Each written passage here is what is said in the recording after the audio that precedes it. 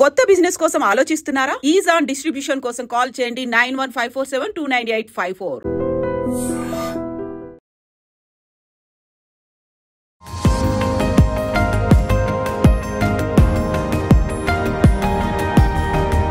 To become an orthopedic surgeon, what's your inspiration, sir? అప్పుడు బ్రతుకు తెరువు కోసం ఇది correct branch.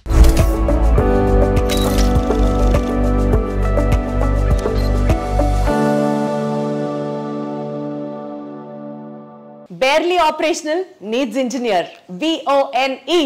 Hello everybody, welcome back to this super doc, a super duper episode.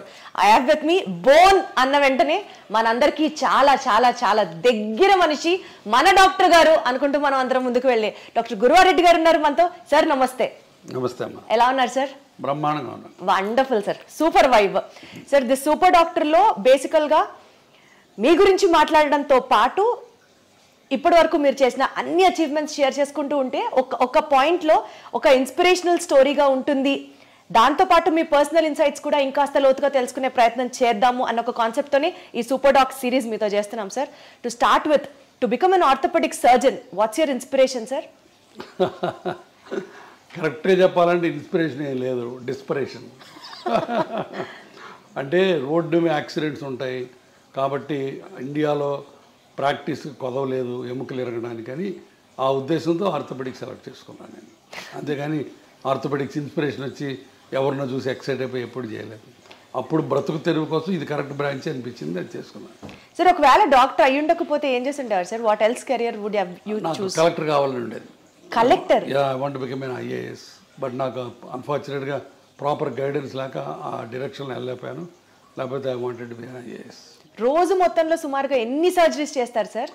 20-25 surgeries. So అన్ని surgeries చేసిన తర్వాత tired అయిన తర్వాత what would be your relaxing trend sir? అదే మ్యూజిక్ వినడం, బుక్ చదువుకోవడం, లేకపోతే ఎక్వేరియం ఫిష్ చూడటం. ఫిషెస్ చూస్తే you become happy again sir? Very relax. అదేం థియరీ ఉంది చెప్పండి? ఏం థియరీ ఉంది అంటే ఇన్ బిట్వీన్ ది సర్జరీస్ ఓపీడీలోకి వచ్చి ప్రతి ఓపీలో నాకు ఎక్వేరియం ఉంటుంది. ఏ హాస్పిటల్లో ఎక్కడ కన్సల్టింగ్ రూమ్ అన్నా ఒక ఎక్వేరియం ఉంటుంది. ఆ ఫిష్ అటు ఇటు పోతూ ఉంటే అటు వెనకాల చూస్తూ కూర్చుంటాను నేను. That is the biggest relaxation for me. తర్వాత మ్యూజిక్, రీడింగ్ ఏ బుక్. అసలు మీరు ఏం తింటారు, ఏం తాగుతారు అని ఒక సిరీస్ చేయాలని ఉంది sir. How do you be so active and energetic always? I don't know to be frank. Positive thinking నా ఉద్దేశంలో. ఒక నెగిటివ్ థాట్ కూడా ఉండదు నాకు రోజు మొత్తంలో. సో ఎప్పుడు ఎవరికోళ్ళకి ఏ రకంగా హెల్ప్ చేద్దామా, ఏ రకంగా పాజిటివిటీ తీసుకొద్దామన్న ఉద్దేశం, తపన ఉంటుంది దాంట్లో. I think that is the. కానీ జనం కూడా దాన్ని పాజిటివ్గా అందరూ తీసుకోవాలి అని ఉండదు కదా. అది కదా, వాళ్ళు పట్టించుకుపోయినా నేను పాజిటివ్గా ఉండటమే పాజిటివిటీ. అది నా పాజిటివిటీ ఎదుటి వాళ్ళ రియాక్షన్ మీద ఆధారపడి ఉండకూడదు. It should come from me and that is absolute, not relative. మీరు పాజిటివ్ ఉంటే నేను పాజిటివ్గా ఉంటాను, మీరు నెగిటివ్ ఉంటే నేను నెగిటివ్ ఉంటాను, అది లేనే లేదు. I want to be positive, I want to be happy because life is so small and so short and only once. Life lesson sir ఇదైతే మాత్రం చాలా బ్యూటిఫుల్గా ఉంది సార్. 25 సర్జరీస్ చేసి పేషెంట్స్ని చూసి పుస్తకాలు చదివే టైం ఎక్కడ వస్తుంది సార్? రాత్రి పడుకునేటప్పుడు బెడ్ సైడ్ రీడింగ్ ఒక 1 hour చదువుతాను కంపల్సరీగా. Almost 1 hour. హార్డ్లీ మీరు 1-2 గంటలు పడుకుంటారా? లేదు, 6-7 గంటలు పట్టుకుంటాను. 11కి పడుకుంటాను, మళ్ళీ 5కి లేస్తాను. So 6 hours. తర్వాత కార్లో వెళ్ళేటప్పుడు చదువుతుంటాను book. Okay. So sir one thing, మీ పేషెంట్సే మీ నుంచి ఇది నా అలవాటు అని సర్ప్రైజ్ అయ్యే ఎలిమెంట్ ఏదన్నా ఉందా అంటే ఏం చెప్తారు? నా అలవాట, రోజుకి ఒక 1/2 కిలో వేరుశనగ పప్పులు తింటాం. నాకు పీనట్స్ అంటే భలే ఇష్టం. వేరుశనగ పప్పులు అవి ఉడకబెట్టి పెడతారు అక్కడ. సో పేషెంట్ మధ్యలో తింటూ ఉంటాను. అది ఆశ్చర్యంగా ఉండొచ్చు, బహుశా ఇన్ని పప్పులు తింటాడు అయినా అని. సో నాకు తెలిసి సార్ వేరుశనగ పప్పులు తినడం, ఈ అక్వేరియం ని మెయింటైన్ చేయడం అన్నది ప్రాబబ్లీ ఈ విషయం ఎవరికి తెలిసి ఉండకపోవచ్చు. Only after this interview I take the credit. Exactly. Sir one life lesson what medicine has taught you అంటే ఏం చెప్తారు సార్? Do whatever you can do without expecting anything and then God will give you whatever you deserve.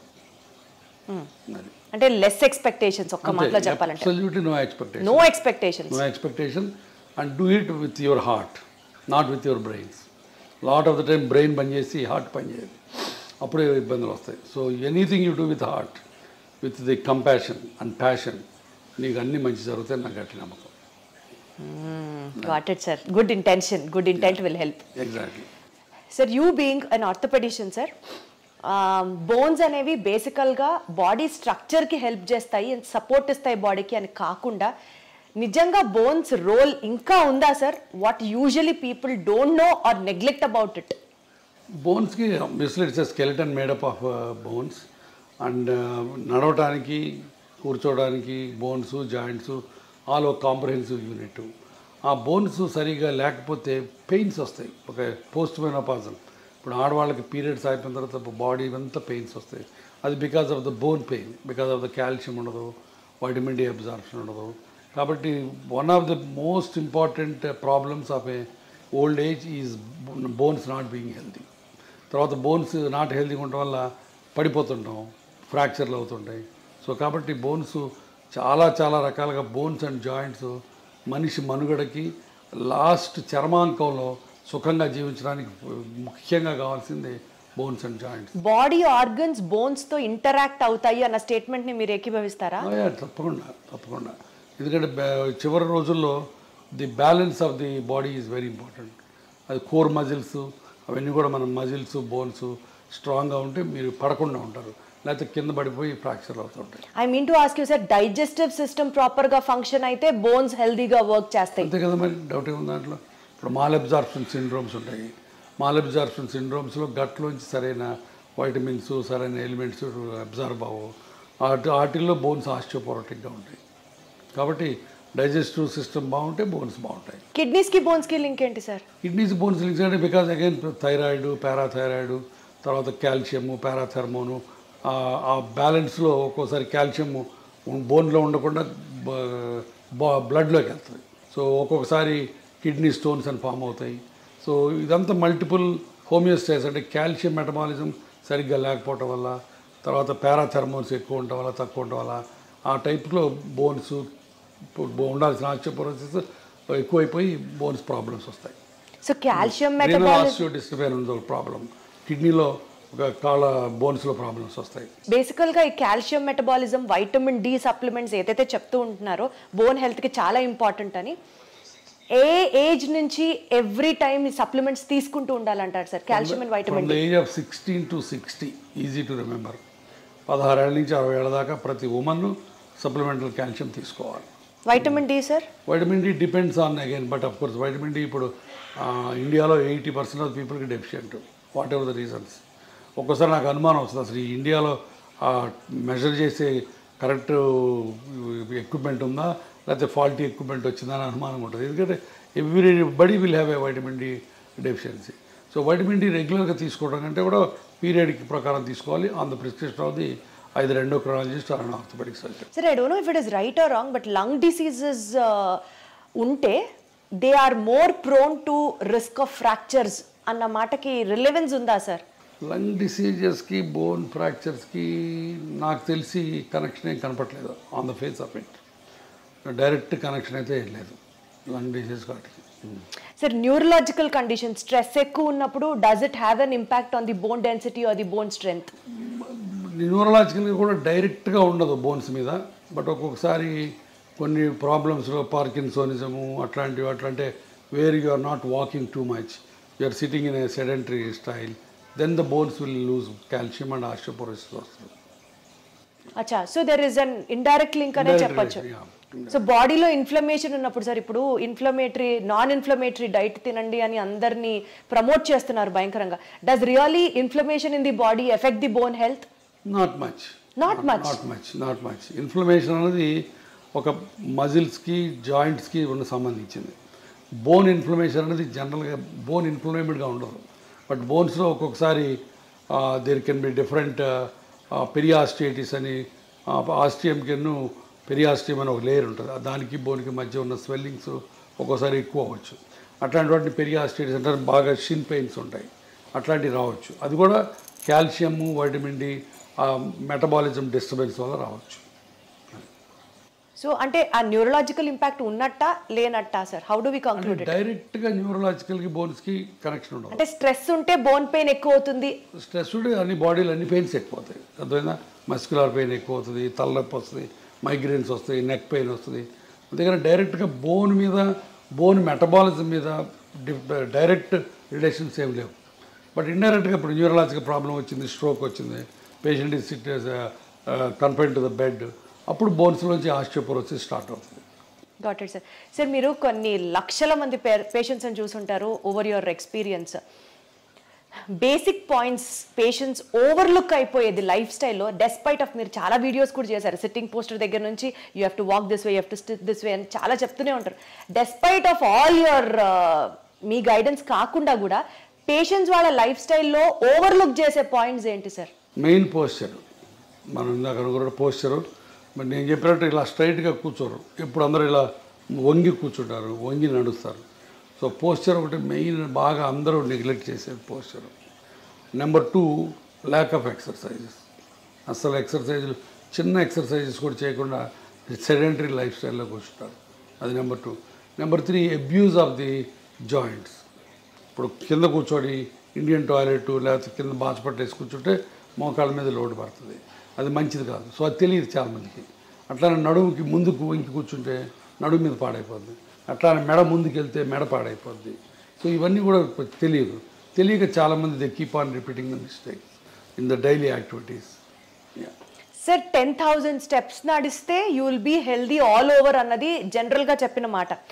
But high intensity exercises చేస్తే మోకాళ్ళు అరిగిపోతాయి, 10,000 అడుగులేస్తే మోకాళ్ళు అరిగిపోతాయి, ఎక్కువ weights ఎత్తితే strengthening exercises చేస్తే మోకాళ్ళు అరిగిపోతాయి. వీటిలో ఏది కరెక్ట్ సార్? చెయ్యాలని కొందరు, చేయకూడదని కొందరు, కరెక్ట్ చెప్పండి సార్. మోకాళ్ళు అరగడానికి మెయిన్ కారణం number 1 age, number 2 weight, number 3 high impact activities, 3. Number 4 accidents. సరే యాక్సిడెంట్ గురించి మనం మాట్లాడుకోవట్లేదు, ఆ ఏజ్ అది తప్పనిసరి. మనం ఏజ్ అవుతుంటే జాయింట్స్ అరుగుతూ ఉంటాయి. Number 2 weight is the directly proportional or directly damaging to the joint health. So అది మన చేతిలో ఉంది. సో కాబట్టి మీరు ఎంత బరువు తగ్గితే మోకాళ్ళకి అంత మంచి పని చేసినట్టు. Number 3 point is abuse of the joints. Abuse అంటే ఫర్ ఎగ్జాంపుల్ మీరు ఇండియన్ టాయిలెట్లో కూర్చున్నారనుకోండి, లేకపోతే నెలకు ఒకసారి తిరుపతి కొండ ఎక్కి దిగారనుకోండి, రోజుకి 200 సార్లు మెట్లు ఎక్కి దిగారనుకోండి, మీ మోకాళ్ళ మీద 4 రెట్లు బరువు పోతుంది. అది బయోమెకానికల్లీ ప్రూవెన్. సో దాంతో మీరు మోకాళ్ళని తొందరగా అరగొట్టుకుంటారు. చాలామంది మా తాతలు మెట్లు ఎక్కేవాళ్ళు, మా తాతలు కింద కూర్చునేవాళ్ళు, వాళ్ళకి లేని ప్రాబ్లం నాకెందుకు వస్తుంది అని చెప్పి నమ్మరు. బట్ తాతలు వేరు, మనం వేరు, వాళ్ళ దేహదారుఢ్యం వేరు, వాళ్ళ బాడీ కాంపోజిషన్ వేరు, వాళ్ళ లైఫ్ స్టైల్ వేరు, వాళ్ళ ఫుడ్ డైటరీ హ్యాబిట్స్ వేరు, మనవి వేరు. మనం డెఫినెట్గా ఇండియన్ టాయిలెట్లో కూర్చున్న మెట్లెక్కి దిగిన 4 రెట్ల బరువు మోకాళ్ళ నుంచి పోద్ది. That is a proven biomechanical thing. So కాబట్టి అది చేయకూడదు. సో అది చాలా చాలా జాగ్రత్తగా చాలా మెట్లు ఎక్కి దిగకుండా ఎవరికి అసలు ఇంపాసిబుల్ కాబట్టి వీలున్నంత వరకు, ఇంపాసిబుల్ అంటే వీలున్నంత వరకు. సో అది ఎక్కి దిగాలని రూల్ ఏం లేదు. చాలామందికి ఎక్కి దిగితే మంచిది, హెల్త్ మంచిది అంటారు. సో కొంతమంది అసలు లిఫ్ట్ ప్రిఫర్ చేయరు. My doctor adviser me to use only lifts, నేను I don't use the lifts అని చాలామంది అంటారు. That is a wrong concept. ఎందుకంటే ఇప్పుడు కార్డియాలజిస్ట్కి మాకు ఇప్పుడు తగదాలు. కార్డియాలజిస్ట్ ఏమో నడవమంటాడు, మెట్లు ఎక్కమంటాడు, లిఫ్ట్ ఎక్కద్దు అంటాడు. నేనేమో లిఫ్ట్ వాడద్దు, మెట్లు వాడద్దు, లిఫ్ట్ వాడమంటాను. కారణం ఏంటంటే మెట్లు ఎక్కి దిగితే గుండెకి మంచిది, లంగ్స్కి మంచిది, బట్ మోకాళ్ళకి బ్యాడ్ అయిపోద్ది.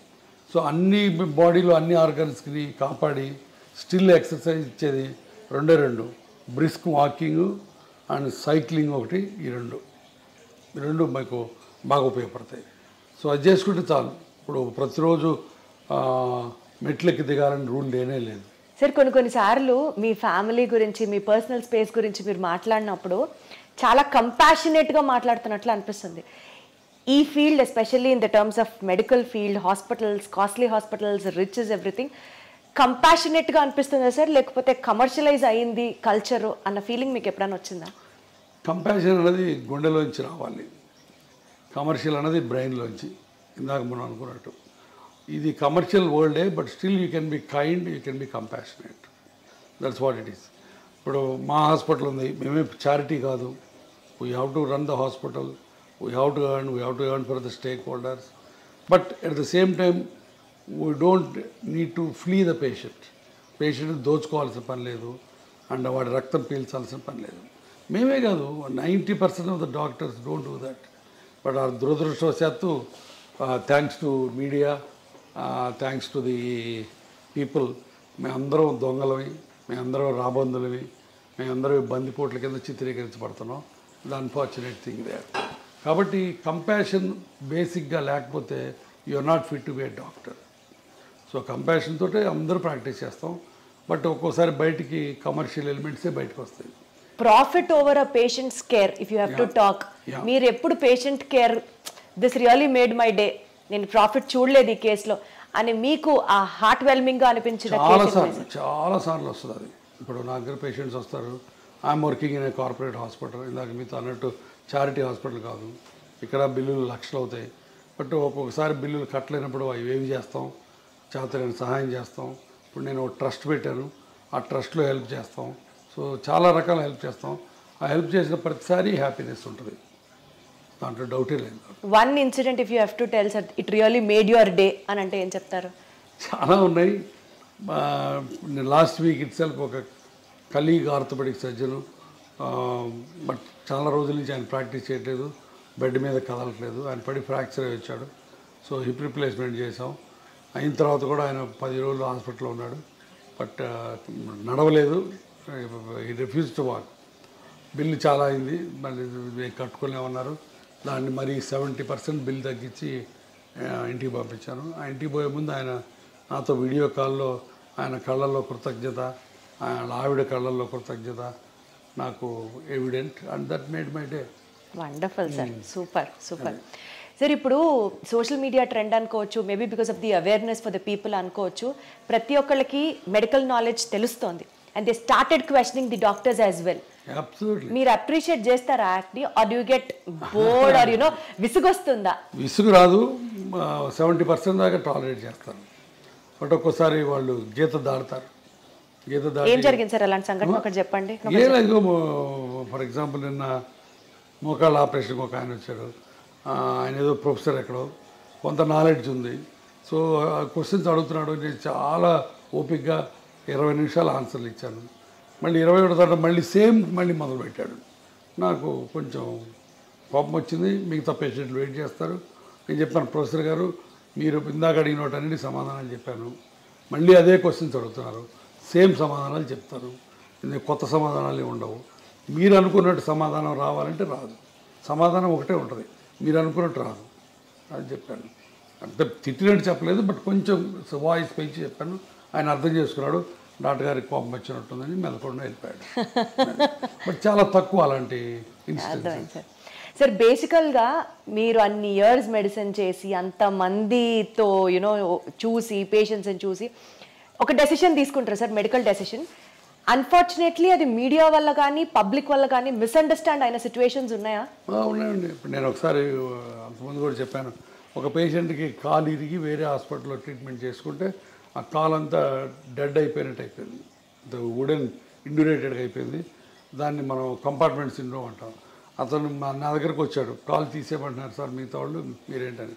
నేను కాలు తీయక్కర్లేదు అని చెప్పి 3 నెలల పాటు లిటరల్గా సాకాను ఆ కుర్రాడిని. సాకడం అంటే ఏదో కుర్రాడు తమ్ముడిని కొడుకుని చూసుకున్నట్టు చూసుకొని అతనికి హైపర్ బ్యారిక్ ఆక్సిజన్ కావాలంటే ఇక్కడ, లేకపోతే వేరే ఇంకొక మిలిటరీ హాస్పిటల్కి పంపించి అన్ని రకాలుగా చేశాను.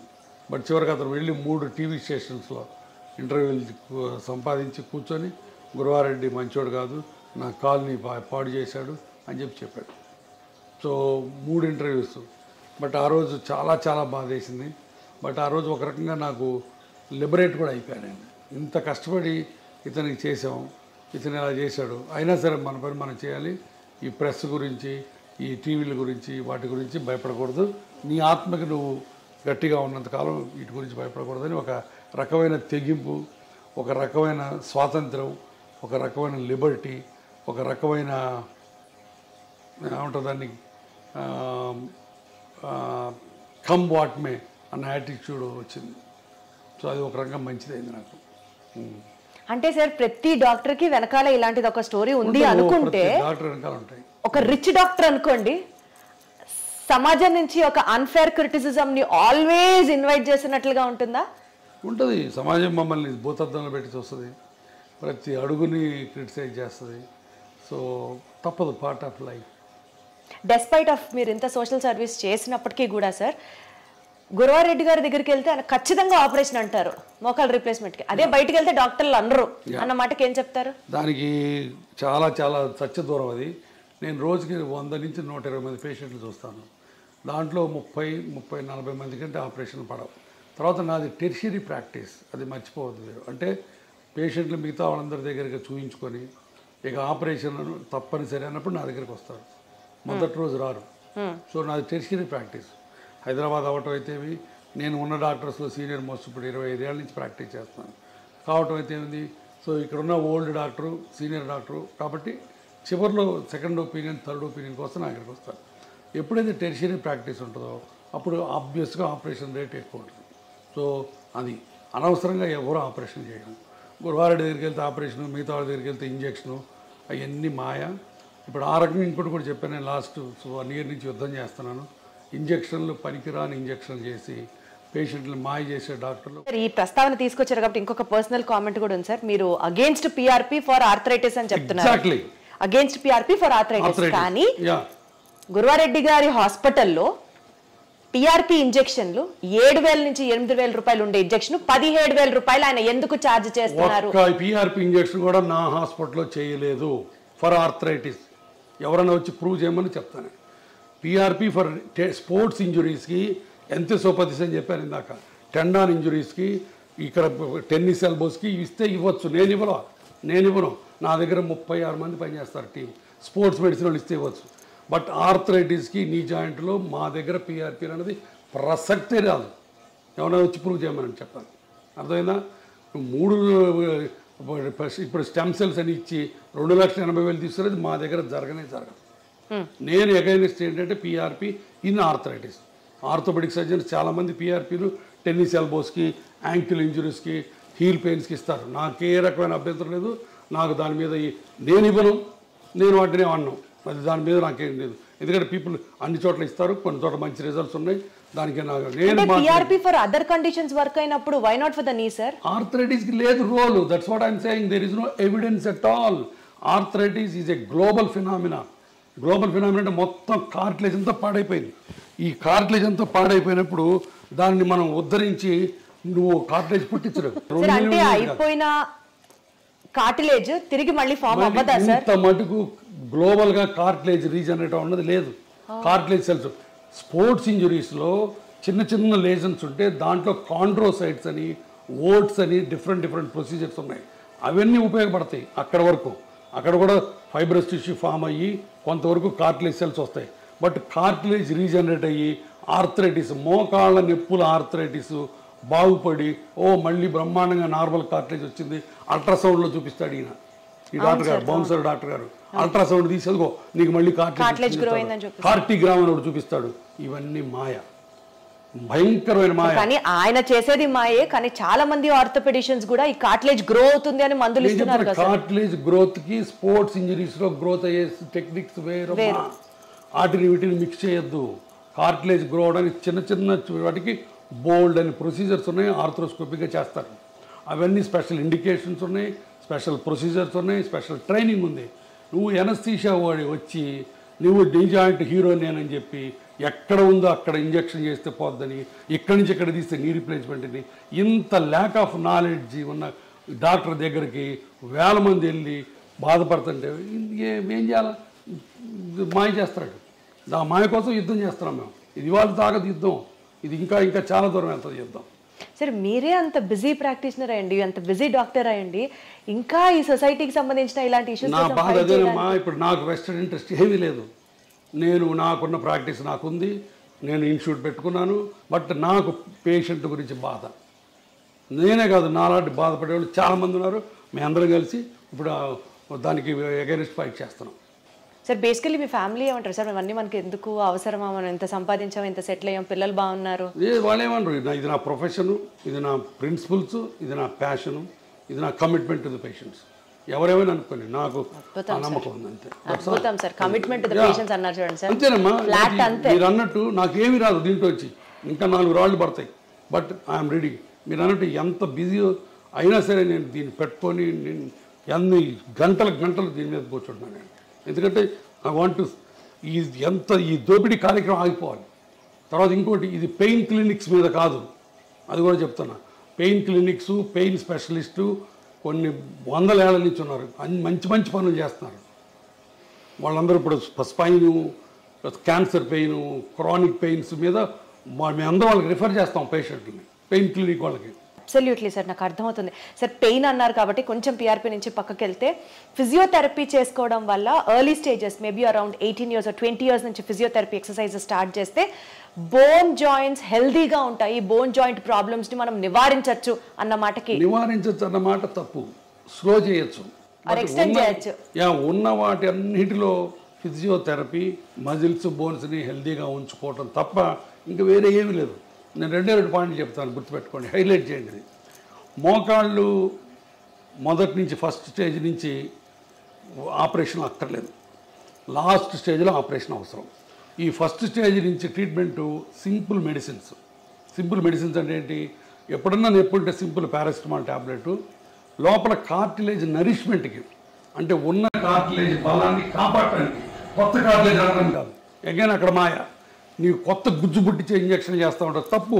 కొత్త గుజ్జు పుట్టించే ఇంజక్షన్లు ఇంతపాటు ప్రపంచంలో ఎక్కడా లేవు. పుట్టదు.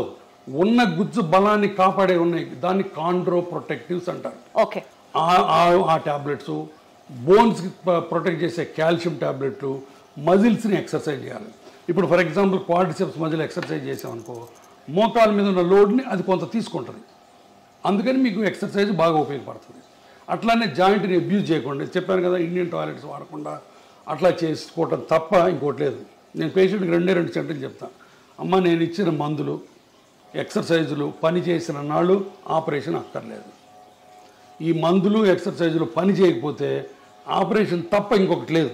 మీరు చేయించుకుంటారు లేదు అనవసరం, బట్ డాక్టర్గా నీ ధర్మం ఏంటి చెప్పాలి. మీరు రీజన్ చెప్పాలి. నువ్వు హిపోక్రటిస్ ఓత్ తీసుకున్నావమ్మా సార్. అద్భుతం సార్, అద్భుతం. గురించి ఈ రోజుల్లో ఎవరు మాట్లాడుతున్నారు సార్? లక్షలు సంపాదించి ఎట్లా నిద్రపోతావు? నువ్వు పేషెంట్ల రక్తం తాగుతున్నావు, నువ్వు అంతమించి ఇంకేం లేదు నీకు. సో ఈ హిప్ ఇంప్లాంట్స్ అండ్ నీ ఇంప్లాంట్స్ గురించి సార్, రేటుకి తగ్గట్టుగా ఆపరేషన్ చర్య ఉంటుందా సార్? ఇప్పుడు దాంట్లో రకరకాలు ఉంటాయి. ఇప్పుడు ఇదిగో, ఇది ceramic, stainless steel, cobalt chromes ఉంటాయి. సో ఇట్లా ఇటుపక్క క్రాస్ లింక్డ్ పాలిఎథిలీన్ ఉంటుంది. హిప్ జాయింట్లో కనీసం 10 వెరైటీస్ ఉంటాయి. ఇప్పుడు సెరామిక్ ఉందనుకో, స్టెయిన్లెస్ స్టీల్ కంటే కనీసం 2 రెట్లు ఎక్కువ కాస్ట్. ఇదే సెరామిక్ ఇటు 2 పక్కలు వేసామనుకో 3 రెట్లు కాస్ట్. ఇటుపక్క ఓన్లీ ప్లాస్టిక్ వేసామనుకో రేట్ తగ్గుతుంది. సిమెంట్ లేకుండా వేసామనుకో రేట్ ఎక్కువ, అది లోపల హైడ్రాక్సీ అపటైట్ కోటింగ్ ఉంటుంది. అదే సిమెంట్తో వేసామనుకో రేట్ తక్కువ. సో ఇట్లా డిఫరెంట్ కాంబినేషన్స్ ఉన్నాయి, పెరుగుతాయి. ఇప్పుడు చీరల్లో పట్టు చీరలు ఉంటాయి, సిల్క్ చీరలు ఉంటాయి, ధర్మవరం చీరలు ఉంటాయి, చీరల్లో హ్యాండ్ ఎంబ్రాయిడరీ ఉంటుంది, ఒక్కొక్క చీర ఒక్కొక్క కాస్ట్. అవునా కదా? జరీ ఉంటుంది, జరీ ఉంటే కాస్ట్ ఎక్కువ. ఇది అంతే, ఒక 20 వెరైటీస్ ఆఫ్ జాయింట్లు ఉన్నాయి. ఇక్కడికి వచ్చిన తర్వాత ఆ జాయింట్ని బట్టి ₹1,00,000 నుంచి ₹5,00,000 దాకా ఉంది హిప్ ప్రైస్. ₹1,00,000కి ఇండియన్ ఇంప్లాంట్ సిమెంట్తో వేసుకోవచ్చు, బట్ అది యంగ్ పేషెంట్కి వేయడానికి లేదు. యంగ్ పేషెంట్ 25 ఏళ్ళు కోవిడ్ బారిన పడి ఎవాస్కులర్ నెక్రోసిస్ వచ్చిన అతనికి ₹1,00,000 వేస్తే తొందరగా పాడైపోద్ది. అతనికి అన్సిమెంటెడ్ హిప్ వేయాలా, సెరామిక్ హిప్ వేయాలి. So that's all. ఇప్పుడు దాంట్లో రోబోటిక్ టెక్నాలజీ వచ్చింది. రోబోటిక్ టెక్నాలజీ చేస్తే కొన్ని అడ్వాంటేజెస్ ఉన్నాయి, దానికి ఎక్కువ అవుతుంది. సో ఇవి థింగ్స్. సార్ రోబోటిక్ సర్జరీస్ గురించి మాట్లాడితే sir, your hospital is ranked among the top most robotic surgeries perform చేసే హాస్పిటల్. అది definitely first of all congratulation sir.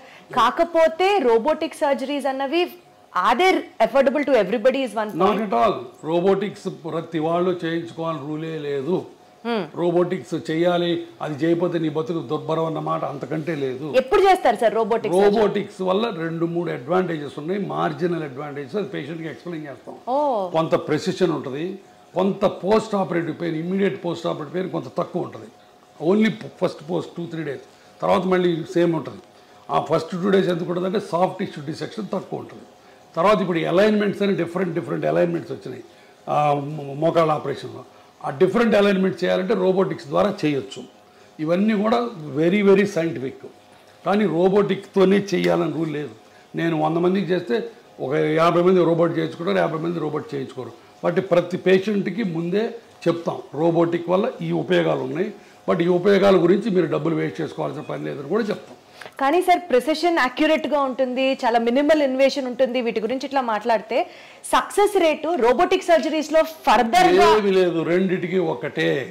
Robotic surgery వల్ల సక్సెస్ రేట్ ఎక్కువ అవుతుందని ఎవ్వరు చెప్పకూడదు, చెబితే అది అబద్ధం. నేను చెప్పను, నేను ఇంతవరకు ఏ పేషెంట్కి చెప్పలా.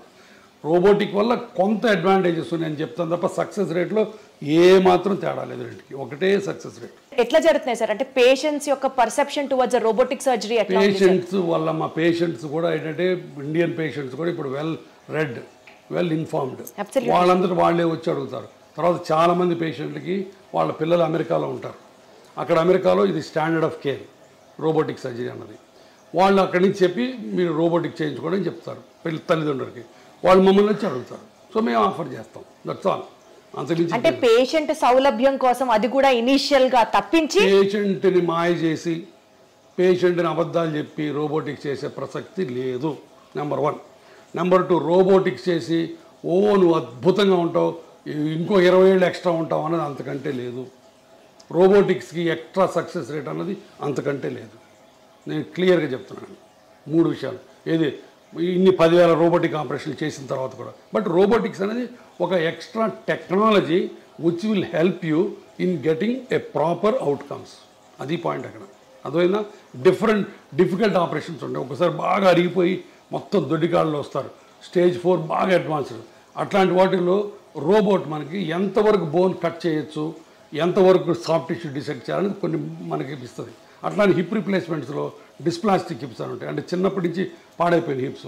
ఆ హిప్స్లో రోబోట్ ముందే మనకి ఎక్కడ మంచి బోన్ ఉంది, ఈ కప్ ఎక్కడ పెట్టచ్చు అని ముందే మనకి గైడెన్స్ ఇస్తుంది. అట్లాంటి అడ్వాంటేజెస్ ఉన్నాయి, అంతేగాని రోబోటిక్తోనే చేయాలన్నది లేనే లేదు. మళ్ళీ చెప్తున్నాను. అబ్సల్యూట్లీ సార్, నాకు అర్థమైంది sir. To just divert our interview on a lighter note and concluded sir, just I wanted to ask you, ఒక జాయింట్ హెల్త్కి సంబంధించినటువంటి ఒక మీ కోరిక, జనాలు ఈ మిత్తుని నమ్మడం ఆపండ్రా బాబు అని అంటే ఏం చెప్తారు సార్? ఇందాక చెప్పింది మళ్ళీ చెప్తా, నేను అలిసిపోను, ఎన్ని గంటలైనా చెప్తాను. ఇదే నా పేషెంట్లకి నేను చేతులు జోడించి చెప్పేది ఏంటంటే, మీకు మోకాళ్ళ నొప్పులు ఉంటే సింపుల్ మందులు ఎక్సర్సైజులతో గడపండి. భయంకరమైన నొప్పులు వచ్చి నడవలేని పరిస్థితి వస్తే భయపడకుండా ఆపరేషన్ చేయించుకోండి. మీరు భయపడ్డా, ఆర్థికంగా సౌలభ్యం లేకపోయినా ఒక రామాయణము మహాభారతం చదువుకోండి. సార్ ఒక్క సూపర్ ఫుడ్ తింటే బోన్స్ అద్భుతంగా ఉంటాయంటే ఏంటి సార్ అది? ఏది లేదు, నాకైనా అబద్ధం. సూపర్ ఫుడ్ ఏమి లేదు, సూపర్ డాక్టర్ లేదు. ఏం తినమంటారు సార్? ఏం తినమంటారు సార్ బోన్స్ హెల్తీగా ఉండాలంటే? Head calcium, healthy milk products చాలు, సింపుల్ మిల్క్ ప్రోడక్ట్స్ తింటే చాలు. And regular exercise and impact exercise అంటే వాకింగ్ అట్లాంటివి చేసి. దుంపకూరలు తింటే జాయింట్ పెయిన్స్ ఎక్కువ అవుతాయి, ట్రూ ఆర్ ఫాల్స్? నాకు తెలియదు. నాకు తెలిసి నేను చదువుకున్న దాంట్లో ఫుడ్కి మోకాళ్ళ కార్టిలేజ్కి డైరెక్ట్ రిలేషన్ లేదు, ఇండైరెక్ట్గా ఉంది. ఫుడ్ తిని లావు ఎక్కితే లావు వల్ల మోకాళ్ళు పాడవుతాయి తప్ప డైరెక్ట్గా వంకాయ తింటే కార్టిలేజ్ పోద్ది, కూర ఈ చామదుంప తింటే కార్టిలేజ్ వస్తుంది, ఈ అల్ట్రాసౌండ్ చేస్తే నొప్పి తగ్గుద్ది, ఇవన్నీ లేవు నాకు తెలుసు. సార్ మీరు ఎక్సర్సైజ్ చేయమని పేషెంట్స్కి చెప్తూ ఉంటారు కదా, ఫన్నీయెస్ట్ ఎక్సర్సైజ్ మీ దాకా వచ్చి ఒక పేషెంట్ చెప్పింది ఏమైనా ఉందా సార్? మీకు అసలు కోపం మామూలుగా రాదా ఎక్సర్సైజ్, ఆ ఎక్స్క్యూజ్ వింటే ఏం చెప్తారు సార్? ఐ డోంట్ నో, అంటే నా దగ్గరకు వచ్చే పేషెంట్లు ఒక్కోసారి నేను ఏం చెప్పినా దానికి కౌంటర్ చెప్తారు. అమ్మ నువ్వు ఎక్సర్సైజ్ చేయండి, లేదండి నా బాడీ ఒప్పుకోదు అంటారు. మందులు వేసుకోమంటే నాకు అలసరండి అంటారు. కింద కూర్చోద్దామంటే నేను కిందే కూర్చొని మనం చేస్తానంటారు. ప్రతిదానికి అడగొట్టా చెప్తా, నేనేం చేయలేను. ఇంకా నేను చేతులైతే అమ్మ నా వస్తే అని చెప్తా అంతే.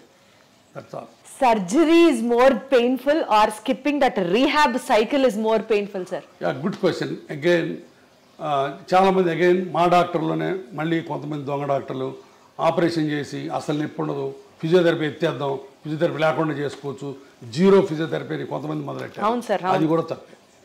ఆపరేషన్ చేసిన తర్వాత నొప్పి అన్నది దేవుడిచ్చిన సహజమైన రియాక్షన్.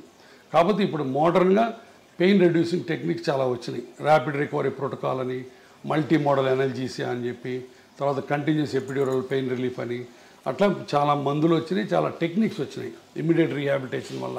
వీటి వల్ల కొంత నొప్పి తగ్గుతుంది. తర్వాత నొప్పి అనేదమ్మా మల్టీ ఫ్యాక్టోరియల్, అంటే చాలా ఫ్యాక్టర్స్తో సంబంధించింది. కొంతమంది పేషెంట్లు వెరీ సెన్సిటివ్గా ఉంటారు, అవును సార్. కొంతమంది పేషెంట్లు బిందాస్గా ఉంటారు, అది పేషెంట్ ఫ్యాక్టర్. తర్వాత కొంతమందికి బాగా బాగా అరిగిపోయింది అనుకో, ఎక్కువ డిసెక్ట్ చేయాల్సి వస్తుంది. అప్పుడు ఎక్కువ ఇన్ఫ్లమేటరీ సైటోకైన్స్ రిలీజ్ అవుతాయి, వాళ్ళకి ఎక్కువ నొప్పి ఉంటుంది. సో కాబట్టి పెయిన్ లేకుండా ఏ పేషెంట్ ఉండడు. కొంతమంది అదృష్టవంతులు వస్తారు, పెయిన్ ఉండదు వాళ్ళకి, అంటే వాళ్ళ అదృష్టం. అంటారు కదా సార్, పెయిన్ సైకోసోమాటిక్ అంటారు కదా. సైకోసోమాటిక్ కాబట్టి నొప్పి అన్నది మల్టీఫ్యాక్టరీలు, దానికి చేస్తాం. బట్ రీహాబిలిటేషన్ కూడా పేషెంట్ రిలాక్స్ అయ్యి ఫిజియోథెరపీ చేసినట్టు చేస్తే అంత నొప్పే ఉండదు. సరే, ఫిజియోథెరపీ చేసేటప్పుడు ఆ నొప్పి తగ్గడానికి ఏముండదా? ఉన్నాయమ్మా, చాలా ఉన్నాయి. క్రయోథెరపీ అని ఐస్ ప్యాక్స్ పెడతాము. తర్వాత ఇప్పుడు నేను 100 మంది పేషెంట్లు చేస్తే చాలా మంది ఏమనుకుంటారు తెలుసా సార్, మీరు సర్జరీ చేస్తారు, రిహాబ్ ఎక్సర్సైజెస్ ఫిజియోథెరపీ గురించి మాట్లాడితే అది చాలా పెయిన్ఫుల్, ఇంత చేసినా కూడా ఇది వరకు లాగా నేను నడవలేకపోతున్నాను, 90-95% కూడా రికవరీ ఉండట్లేదు అని అనుకునే వాళ్ళకి ఏం చెప్తారు? చాలా చాలా సత్య దూరం ఇది కూడా. మేము చేసే ఆపరేషన్స్లో 1 year తర్వాత, 1 year పడుతుంది కొంతమందికి, 1 year తర్వాత the satisfaction rate in knee replacement properly done and properly explain to the patient psychic కాకుండా పేషెంట్ మామూలు పేషెంట్ అయితే 90% సక్సెస్ రేట్. ఏది పర్సెప్షన్లో 1 yearలో 90% people will be very happy, very happy. అమ్మా, ఎంతమంది మా ఓపీలో ఒకసారి కూర్చొని చూడు సార్, దేవుడు మీరు మమ్మల్ని మళ్ళీ నడిపించారు, పునర్జన్మ సార్ అంటారు. అమ్మ, అసలు నడవలేక వీల్ చైర్లోనే మోషన్ యూరిన్ పోయే వాళ్ళని నడిపిస్తే ఎంత పునర్జన్మలకి. అన్నిటికీ బాత్రూమ్ పోవడానికి కూతురు మీద, అల్లుడి మీద, కొడుకు మీద, కోడల మీద ఆధారపడే వాళ్ళకి వాళ్ళ కాళ్ళ మీద వాళ్ళు నిలబెట్టి నడిపిస్తే ఎంత ఆనందం. అవన్నీ వచ్చి చూడండి. 20 years, నేను ఇప్పుడు 25 years ఇంటూ ప్రాక్టీస్. నేను ఎప్పుడు వచ్చాను? 1999లో వచ్చా హైదరాబాద్. ఇప్పుడు 25 ఏళ్ళు, బహుశా మోర్ దాన్ 70,000-80,000 పేషెంట్లుగా ఆపరేట్ చేశాను నేను. 25 ఏళ్ల కింద చేసిన పేషెంట్లు ఇంకా తిరుగుతున్నారు హ్యాపీగా.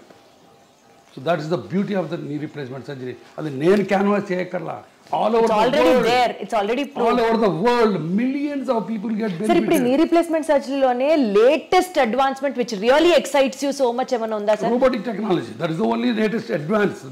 ఇప్పుడు దీంట్లో బోల్డ్ అనే కొత్త మెటీరియల్స్ వస్తున్నాయి. ఇప్పుడు ఈ కోబాల్ట్, క్రోమ్, టైటానియం కాకుండా ఇంకా కొత్త మెటీరియల్, పీక్ మెటీరియల్ అని కొన్ని వెరీ లైట్ మెటీరియల్స్ వస్తున్నాయి. అంటే మేబీ ఒక foreign body inside the body ఉన్నట్లుగా కూడా తెలియదు అన్న, అలాంటివి కూడా ఉండకుండా వస్తాయి. ఇప్పుడు హిప్ రీప్లేస్మెంట్, నీ రీప్లేస్మెంట్, ఈ రెండు ప్రపంచ మానవాళికి దేవుడు ఇచ్చిన 2 సూపర్ గిఫ్ట్స్. అరగటం ఆయన ఇచ్చిందే శాపం, బట్ దానికి ఆన్సర్లు కూడా ఆయనే ఇచ్చాడు. ఫర్గాటన్ జాయింట్స్, వీటిని అంత century operation of the century decade అంటారు దీన్ని. అలాంటి ఆపరేషన్లు 2 కొన్ని వేల లక్షల కోట్ల మంది ఇది చేసుకుంటున్నారు. సార్, ఫైనల్ అన్న కంక్లూజన్ నోట్ సార్, ఏం చెప్తారు సార్ ఆడియన్స్కి ఫ్రమ్ యువర్ ఎండ్? లైఫ్ చాలా సింపుల్, కాంప్లికేట్ చేసుకోవద్దు. మీరు పేషెంట్లుగా ఎంతో కన్ఫ్యూజన్లో బతుకుతున్నారు నాకు తెలుసు. ఎందుకంటే ఒక పక్కనేమో నాలాంటాడు ఆపరేషన్ అంటాడు, ఇంకొక ఆయన వచ్చి PRP అంటాడు. ఈ మధ్యలో ఎక్కడ నిజం ఉందో మీకు తెలియదు, సతమతం అవుతున్నారు. దయచేసి ఎవిడెన్స్ లేకుండా మాయ మాటలు నమ్మి దొంగ ట్రీట్మెంట్లు చేయించుకోవద్దు. 4 రోజులు ఆగండి, నా మీద కూడా 4 అడగండి, గురువారెడ్డి ఎట్టాంటి అడగండి, అప్పుడే రండి. ఆపరేషన్ గురించి భయపడద్దు, భయం కొద్దీ ఆపరేషన్ వెనక్కి వెళ్ళద్దు ప్లీజ్.